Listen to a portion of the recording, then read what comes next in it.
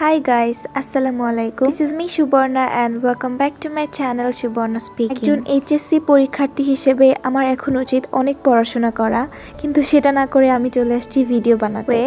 তো আজকের ভিডিওটা কোনো স্টাডি রিলেটেড ভিডিও না আর কোনো ভ্লগ ভিডিও না, জাস্ট আমার একটা পরিকল্পনা শেয়ার করব তোমাদের সাথে। তো আমার এইচএসসি পরীক্ষা হচ্ছে 26শে জুন, আর আজ থেকে যদি আমি হিসাব করি তাহলে আমার কাছে আর মাত্র 70 দিন সময় আছে। আর 70 দিন কিন্তু অনেক বেশি সময় নয়, রাইট? তো আমার তেমন কোনো পড়াশোনা হয়নি, বলতে গেলে আমার সিলেবাসই কমপ্লিট হয়নি। And I'm going to try to complete my syllabus in just 30 days. Sounds crazy, right?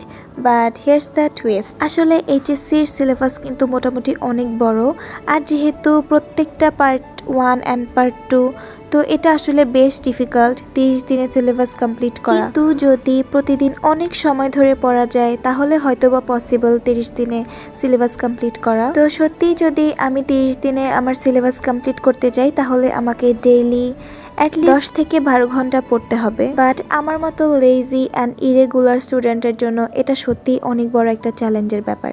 আবার ঠিক এই সময় এসে আমার মনে হচ্ছে যে এই চ্যালেঞ্জটা আমার নেওয়া উচিত, যেহেতু এইচএসসি অনেক বড় একটা পরীক্ষা এবং এরপর আবার অ্যাডমিশনের জন্য পড়তে হবে। তো সবকিছু মিলিয়ে আমার মনে হচ্ছে যে না, এখনই আমার সিরিয়াস হওয়া উচিত। তো 30 দিনে সিলেবাস কমপ্লিট করতে হলে আমাকে প্রতিদিন 10 থেকে 12 ঘন্টা পড়তে হবে, কিন্তু যেটা আসলে হঠাৎ করে ধরলেই পসিবল না।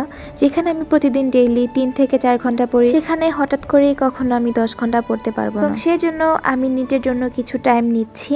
প্রথম 10 দিন আমি নিজেকে এক্সপেরিমেন্ট করব, আসলেও কি আমি 30 দিনে সিলেবাস কমপ্লিট করতে পারবো কি না। So for the first 10 days I am going to experiment with my routine, and যদি আমি এই 10 দিন কমপ্লিটলি পড়াশোনা করতে পারি তাহলেই আমি বুঝতে পারবো যে না, তাহলে আমার দ্বারা সম্ভব 30 দিনে সিলেবাস কমপ্লিট করা। আর তোমাদের সাথে শেয়ার করারও অনেক বড় একটা কারণ আছে। আসলে আমি অনেক প্ল্যান রুটিন বানাই, কিন্তু সেটা কখনোই আমি সাকসেসফুলি কমপ্লিট করতে পারি না। তাই আমার মনে হলো আমি যদি এই এক্সপেরিমেন্টটা একা একা করি তাহলে হয়তো আমি আমার নিজের প্রতি কোনো ভরসা রাখতে পারবো না। তাই ভাবলাম তোমাদের সাথে শেয়ার করলে একটি কমিটমেন্ট তৈরি হবে। আমি যদি ঠিকমতো পড়াশোনা না করি তাহলে তোমরা কি ভাববে, তোমরা কি বলবে, যেটা আমাকে অনেক পজিটিভ ওয়েতে মোটিভেট করবে। তো আগামীকাল থেকে আমার এক্সপেরিমেন্ট শুরু হবে, আর প্রতিদিন আমি তোমাদেরকে একটি অনেস্ট আপডেট শেয়ার করার চেষ্টা করব। আর আমিও চাই আমার এই যাত্রায় তোমরা আমাকে অনেক বেশি সাপোর্ট করো। So make sure you subscribe my channel to follow my daily updates. আল্লাহ হাফেজ।